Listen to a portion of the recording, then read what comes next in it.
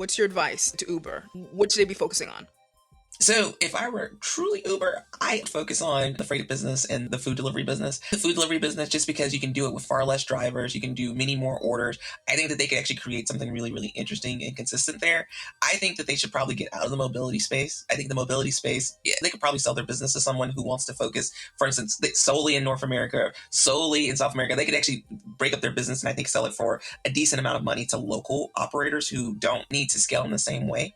And I think it would be much more effective for them long term. I think that they have an opportunity with Uber Eats. I also think they have an opportunity with Uber. I'll start with Uber Eats. They have an opportunity to really hone in and own the delivery space and create something special. But I think that the opportunity is going to be on the restaurant side. What's going to make restaurants want to choose Uber as a delivery partner? They have an opportunity to dive a little bit deeper into the vertical of restaurants and figure out what problems they can solve beyond just delivering food from point A to point B.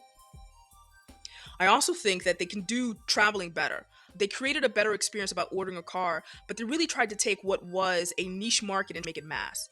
And they're running into a lot of problems, some things that don't scale. But I don't want Uber to go away. I need Uber.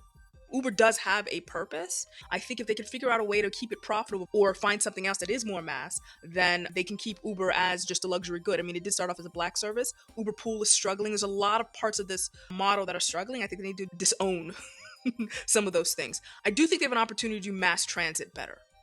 The concept of a jitney is not new. This exists even in developing countries, in the Caribbean, this kind of car thing that goes on.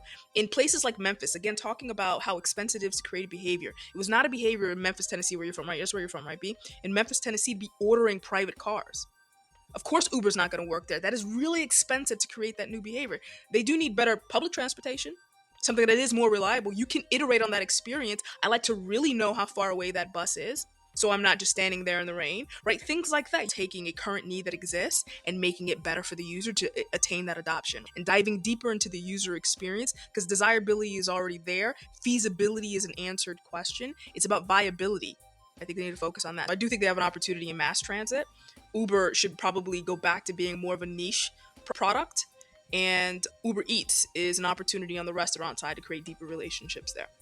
As you were talking, I realized they actually could just be the software service for mobility. You know, people are like, well, I use Uber Tech for my mobility service. I use Uber Tech for my restaurant. So why does Uber have to be the deliverer of the service? Why couldn't they just help incentivize and make that happen?